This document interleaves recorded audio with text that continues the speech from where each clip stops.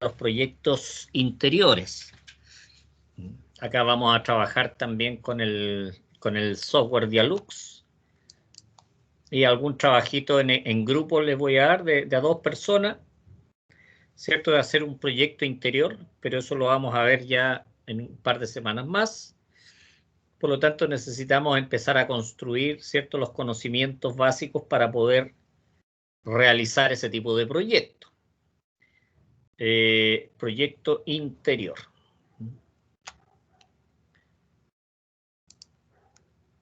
Voy a pasar a compartir pantalla.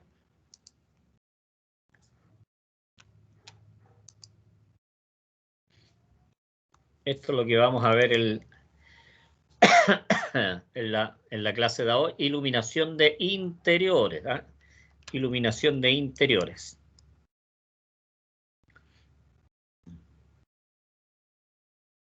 Bueno, uno de los aspectos importantes dentro de lo que tenemos que ir viendo, ¿cierto? Es el tema del control de la emisión luminosa. Eso quiere decir en la dirección que nosotros le vamos a dar a la luz. Por lo tanto, aquí vemos algunos elementos, algunos reflectores que pueden, ¿cierto?, dirigir en ciertos aspectos lo que es la iluminación. Por ejemplo, aquí tenemos el tipo parabólico, que la forma del reflector es una parábola, ¿cierto? Por lo tanto, aquí, de acuerdo a esto, acá tenemos el punto luminoso, ¿cierto? Que va a rebotar, ¿cierto? Va a rebotar en lo que son los reflectores o espejos y se van a dirigir la iluminación hacia una zona, que en este caso es todos los rayos salen perfectamente dirigidos hacia abajo. Esto sería una forma de concentración de la iluminación a través de los reflectores del tipo parabólico. ¿Ah? Acá tenemos otro que es el tipo circular. Este sería el parabólico, este sería el circular, ¿cierto? Que obviamente hacia donde nosotros alumbremos hacia arriba va a ser en la misma dirección, pero en sentido absolutamente contrario, el reflejo de la luz, ¿cierto? O sea, si nosotros el haz de luz rebota en esta zona del reflector, ¡pum!, va a salir dirigida hacia esa zona. Por lo tanto, el reflector es del tipo circular y la iluminación también va a ser dirigida en forma circular hacia todos los espacios. ¿Ah? Acá tenemos una del tipo asimétrica. Asimétrica. No tengo idea, pero... Ya, fíjense cómo va rebotando la luz. Hay una zona en la cual que es parecida a la parte parabólica, que sería esta zona de acá, y la otra sería similar a lo que es la circular. Por lo tanto, los rayos de luz van a ser dirigidos, obviamente, ya en la forma en que aparece acá. ¿Ah? Por ejemplo, si la luz rebota acá, en esta zona, va a salir hacia este punto del reflector y ahí va a salir hacia abajo. ¿Se fijan? Esa es la forma en que se va redireccionando la iluminación. ¿Eh? Este control, como dice, vamos a leer acá un poquitito, dice, este control se realiza mediante las ópticas. Los elementos ópticos, ¿cierto?, que van comprendiendo estos equipos, ¿cierto? Dice los que comprenden espejos, pantallas reflectoras de reflejar, lentes, louvers, ya ahí ustedes pueden buscar qué significa el concepto, dice, aunque estos últimos están más vinculados al control de deslumbramiento, el encandilamiento, ¿ah? Para el control del encandilamiento, que eso está más hacia lo que son las iluminaciones exteriores, ¿ah? No tanto interiores. Dice, los reflectores son habitualmente los encargados de controlar la dirección del haz de luz, hacia dónde vamos a dirigir el haz de luz. En realidad es la forma del reflector lo que determina las características del haz luminoso. ¿Ah? Eso es más o menos lo que tiene que ver con esto. Dice propiedades ópticas de la materia, para ir recordando algunos conceptos, dice fenómenos físicos involucrados en el control óptico de lo que es la radiación luminosa, ¿cierto? Del espectro electromagnético visible, hacia dónde lo vamos a controlar. Por lo tanto, vamos a ver algunos conceptos físicos. Por ejemplo, lo que es la reflexión especular. Reflexión especular. Dice, se produce cuando la superficie reflectora es completamente lisa. Por lo tanto, es un espejo, ¿cierto? Eso quiere decir que llegan los haces de luz y salen. Aquí tenemos un ángulo, salen en el mismo ángulo, pero obviamente hacia el otro lado. Esta dice que la reflexión obedece a dos leyes físicas fundamentales. Uno, el rayo incidente, dice el rayo reflejado y el normal a la superficie en un punto de incidencia se trazan en un mismo plano, que este sería el plano en el cual estamos trabajando. Dos, dice el ángulo de incidencia es igual al ángulo de reflexión. Lo que yo les explicaba hace un momento. Este se llama reflexión especular. Tenemos reflexión compuesta. Fíjense que aquí llegan los rayos de luz y fíjense cómo rebotan hacia todas direcciones, básicamente. Por lo tanto, no se conserva el ángulo de incidencia respecto del ángulo reflejado. Dice, a diferencia del que ocurre en la reflexión especular, ¿cierto? No hay imagen de espejo de la fuente de luz, pero el ángulo de intensidad máxima reflejada es igual al ángulo de incidencia. Dice, esta reflexión ocurre cuando la superficie es irregular o rugosa, que es el que tenemos acá. También tenemos la reflexión difusa. Fíjense, esto sería un poquitito el concepto de reflexión difusa.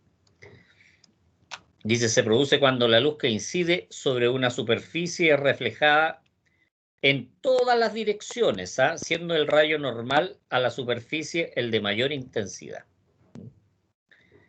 Dice, este tipo de reflexión se produce en superficies como papel blanco, blanco mate, dice las paredes, ¿ya? Y los cielos rasos, techo, estamos hablando del techo, que son de yeso, la nieve, etcétera. En este tipo de superficies que aparecen acá se produce este tipo de reflexión. Dice, es una reflexión intermedia entre la especular y la difusa. Este de acá sería entre estas dos. Dice, en la que parte de la luz incidente se refleja y parte se difunde. Este tipo de reflexión la representan los metales no pulidos. Metales no pulidos, papel brillante y también algunas superficies barnizadas. Transmitancia. Transmitancia. Y de ahí se deriva el concepto de refracción. Pero entendámoslo los dos por separado. ¿Qué es lo que es la transmitancia? Dice, se denomina transmisión al paso de los rayos de luz sin que cambie la frecuencia de los componentes monocromáticos que la integran. Eso quiere decir, los colores son los mismos que traspasan, ¿cierto? Un medio. Dice, sin embargo, el paso de la luz se pierde una pequeña posición por absorción. O sea, no pasa el 100% de la luz a través de estos elementos que producen la transmitancia. Dice, la relación entre flujo transmitido y el incidente se llama transmitancia o factor de transmitancia del material. Por ejemplo, aquí los materiales transparentes, cuánto se transmite. Dice, con dibujo transparente o nervado. Tenemos también el esmerilado, ya de baja densidad difusora, de gran densidad difusora. ¿Se fijan? Acá tenemos los porcentajes de transmisión. Derivado, ¿cierto?, de la transmitancia tenemos la refracción. Refracción, ¿cierto? Dice, este fenómeno está asociado a la transmisión, porque obviamente viene el haz de luz y se transmite, ¿cierto? Pero aquí cambia el ángulo. Dice, funciona de acuerdo a las leyes de Snell. La luz que pasa tiene una desviación o ángulo del rayo refractado. Eso nosotros lo conversamos en algunas clases anteriores, en los cuales teníamos varios ejemplos. Un haz de luz que pasa o entra al agua. Y ahí sufre una desviación, ¿cierto?, del haz de luz. Ese es un típico ejemplo. O en un prisma, ahí también tenemos el efecto de lo que es la refracción. Dice, las luminarias, espejos, tipos y características principales. Estos son los ópticos, ¿cierto? Los ópticos, los bien llamados ópticos. Dice, tienen un componente básico. ¿Qué es lo que es? El espejo o reflector. Espejo o reflector, ¿cierto? Que ya vimos de varios tipos. Vimos el parabólico, el circular. Dice, este será el encargado de modelar la distribución luminosa de cada luminaria. Volvamos atrás. Acá tenemos, digamos, algunos tipos de reflectores. Sigamos viendo. Dice, el material por excelencia es el aluminio. Es el aluminio. Dice en sus versiones básicas de brillante o semi-mate. El aluminio brillante pulido a espejo, ¿cierto? Dice liso y anodizado. Es el material indicado para todas aquellas ópticas en las que la precisión en el direccionamiento de los haces de luz sea fundamental, ¿cierto? Por lo tanto, estos serían algunos reflectores con el aluminio que está altamente pulido, ¿cierto? Para reflejar la mayor cantidad de luz. Cuando lo que se busca es que la luminaria tenga una emisión de luz del tipo dispersora, que se disperse, el espejo que se utiliza generalmente del mismo material, pero gofrado. A esto se refiere un poquitito el gofrado, que no es liso. Dice efecto de martillado del aluminio. A eso es lo que se le llama el gofrado. Sigamos viendo.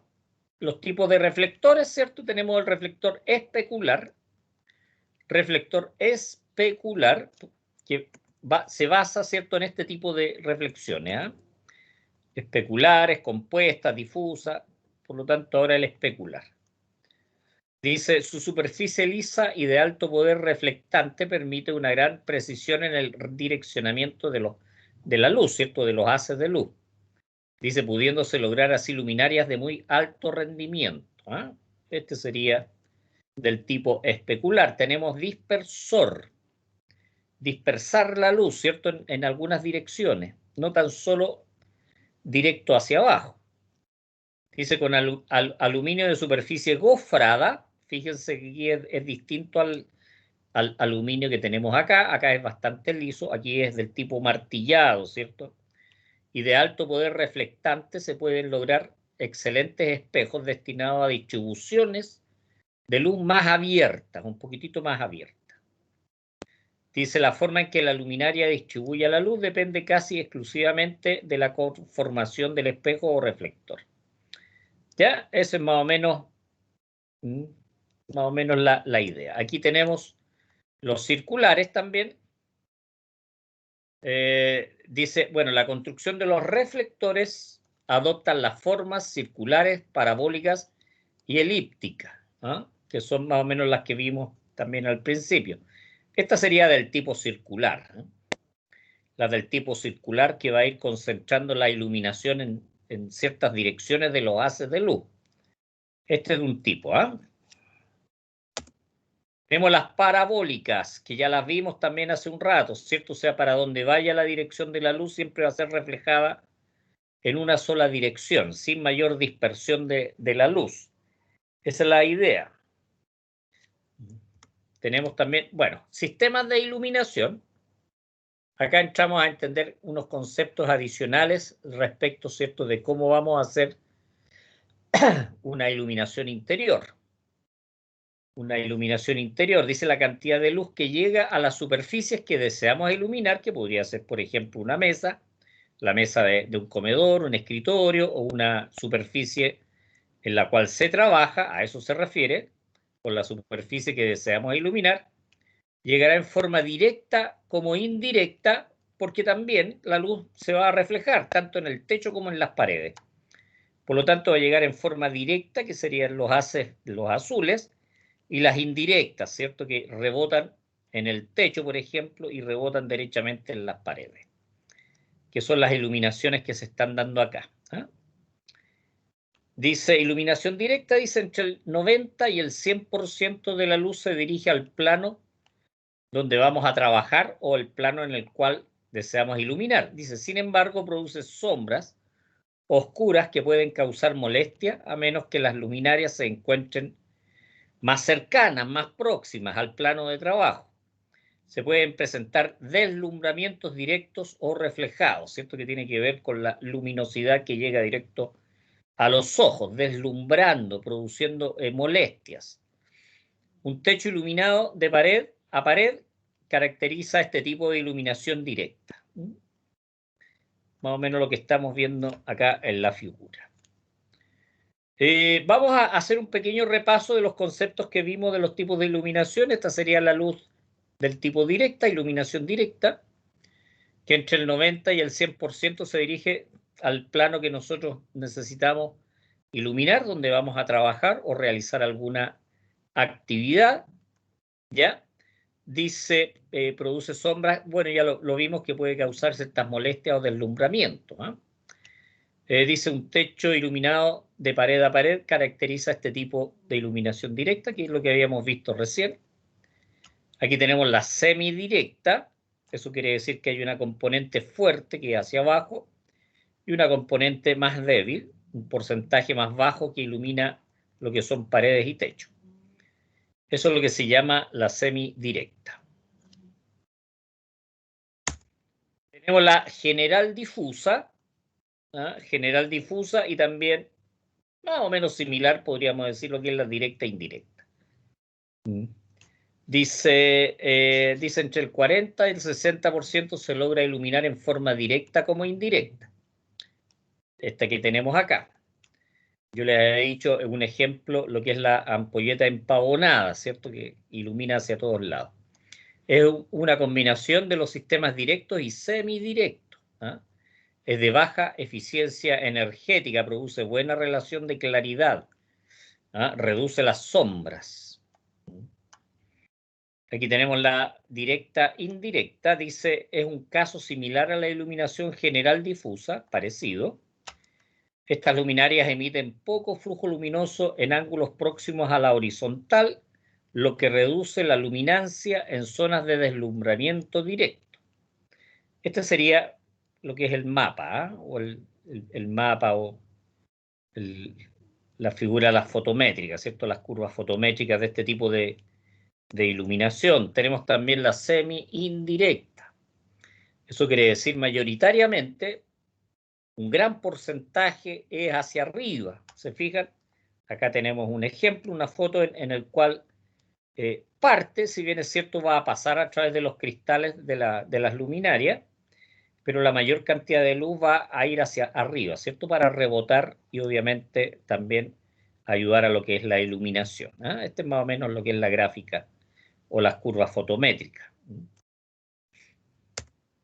Acá tenemos la que es indirecta. Eso quiere decir, por ejemplo, en esta luminaria, nada de los haces de luz va a salir, ¿cierto? Porque es completamente, podríamos decir, sólido. No permite ninguna transmitancia, o como le podríamos llamar hace un rato. ¿Veis? Toda la iluminación en este caso va hacia arriba, por lo tanto, toda rebota. Y es mediante ese efecto es que nosotros podemos obtener la iluminación de una sala, por ejemplo. Típicas salas de descanso o donde se quiere ver películas, ese tipo de situaciones o circunstancias que se pueden utilizar. Métodos de alumbrado. Métodos de alumbrado que son los que se ocupan normalmente en lo que son los espacios interiores de todo tipo. Tenemos acá lo que se llama el alumbrado general, que es la primera figura que tenemos acá. Dice, con esta denominación nos referimos a una distribución de luminarias que proporcionan una razonable iluminación que obviamente es bastante uniforme. La distribución uniforme se logra con la colocación simétrica de las luminarias, ¿se fijan? Tanto a lo ancho como a lo largo, mucha simetría. Localizado, por ejemplo en bibliotecas, nosotros necesitamos que la luz se focalice en los lugares donde se va a estudiar, donde se va a producir ese tipo de las lecturas. Dice, este tipo de alumbrado está determinado por el uso de la fuente de luz en áreas determinadas. Zonas de trabajo donde se necesitan altas intensidades de luz. Otro ejemplo, por ejemplo, es una sala de operaciones, ¿cierto? Ahí tenemos todos los focos alumbrando básicamente donde se está produciendo la cirugía. Alumbrados suplementarios. El alumbrado suplementario, por ejemplo, aquí tenemos una generalizada y además estamos aquí un panel, ¿cierto?, de dibujo. Dice, esta modalidad permite obtener en los puntos seleccionados altos valores de intensidad, luz de calidad direccional para algunas actividades, se logra con iluminación general y localizada. Esta sería la suplementaria. Ahí tenemos los 3 diagramas, ¿cierto? Tenemos la general, la localizada y también ya la focalizada, suplementaria. Eso sería ya métodos de cálculo, que son los que vamos a empezar a ver en 2 semanas más. Nosotros vamos a ver, en esta etapa vamos a ver básicamente 2. Está el método punto por punto, pero eso lo vamos a ver cuando veamos proyectos de iluminación de alumbrado público, de calle. Tenemos el método IES y el método IEC. Uno se llama el método de las cavidades zonales y otro es el método de los lúmenes, que vamos a aprender a desarrollar los 2 métodos con las tablas que se ocupan en cada caso. Esa es más o menos la idea. El método IES, el norteamericano, y el método IEC europeo, dice, son los más utilizados y su base de cálculo es a partir del concepto de iluminancia, los lux, que es el flujo luminoso partido por la unidad de superficie o área.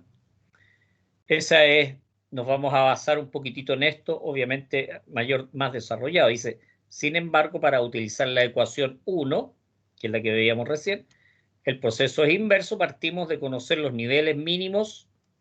Por ejemplo, una sala de clase debiera estar con una iluminación mínima de 400 lux. Por lo tanto, a partir de eso, a partir de las tablas, de las recomendaciones en las normas, obviamente ahí nosotros determinamos la cantidad de luminaria y la distribución de las luminarias. Mediante estos 2 métodos, el IES y el IEC. Les recuerdo que uno es el método de las cavidades zonales y el otro es el método de los lúmenes. Por lo tanto, se adecua aquí la ecuación de la siguiente manera. Este sería, ¿cierto?, el plano de trabajo. Esto sería la zona, la cual es iluminada por las luminarias, y hay una distancia también que hay que considerar, que es la altura de las luminarias, ¿cierto? La distancia al plano de trabajo. Todo esto hay que irlo considerando, también el color de las paredes por los grados de reflexión, y ahí se van aplicando los conceptos y valores. Acá tenemos una pequeña tablita con algunos valores recomendados, ¿cierto? Por ejemplo, lo que son las viviendas, los baños, si es general o localizada, 25 lux, 100 lux. Los dormitorios, por ejemplo, 50, 100 lux. Salas de fiestas tenemos acá, salas de espectáculos. ¿Cuánto serían las iluminaciones mínimas recomendadas? Las zonas comerciales, por ejemplo. Bueno, hay una cantidad de tablas en las nuevas normas que ya le vamos a estar echando una miradita, ¿cierto? Los centros educacionales, bibliotecas, todo eso. Acordémonos un poquitito de que nosotros tenemos un flujo total de la lámpara, pero hay una parte que se pierde, ¿cierto? A través de lo que son temperaturas, la suciedad ambiental, ya va perdiéndose la eficacia de las luminarias. Tenemos una reflexión en las paredes también, por lo tanto acá hay ciertos coeficientes, ciertos factores que son los que se van utilizando. Tenemos un factor de mantenimiento que tiene que ver con estos 2 conceptos que están acá. Y tenemos el coeficiente de utilización que tiene que ver con estos 3 conceptos, la eficacia de la luminaria, reflexión de las paredes y obviamente también las dimensiones del local. Y ahí empiezan a aparecer ciertas formulitas que son las que vamos a ir obteniendo, ¿cierto? Tenemos que aprender bien lo que es el concepto de factor de mantenimiento. Como todo factor, es un porcentaje, ¿cierto? Que no tiene unidad de medida. Coeficiente de utilización también, eso lo sacamos de unas tablitas. Hay que aprender a ocupar las tablas. Por lo tanto, aquí tenemos algunas formulitas que son las que vamos a ir aprendiendo a utilizar. Eso sería la clase de ahora el segundo bloque, y ahora habría que realizar este trabajo en clase. Proyectos de interior, ¿cierto? Y se explique la utilidad del control de la emisión luminosa, a hacer un resumen de los tipos de reflexión, ya definir lo que es transmitancia, refracción, hacer un resumen de los aspectos fundamentales de los reflectores y explicar este diagrama. ¿Ah? El diagrama 6 dice, explica a qué se refiere con los siguientes tipos de alumbrado: general, localizado, suplementario. Explique los métodos de cálculos que se utilizan en proyectos de interior. Básicamente son 3, pero nosotros vamos a utilizar 2 en la primera etapa. Dice qué factores se deben tomar en cuenta para determinar el nivel y flujo luminoso que llegan al plano de trabajo. Las alturas, ¿cierto? El ancho del local, todo eso. Explique el siguiente diagrama, que es el que tenemos acá. Y eso sería lo que es la clase en su parte número 2. Espero que haya sido clara. Vamos a volver a la sala de clases.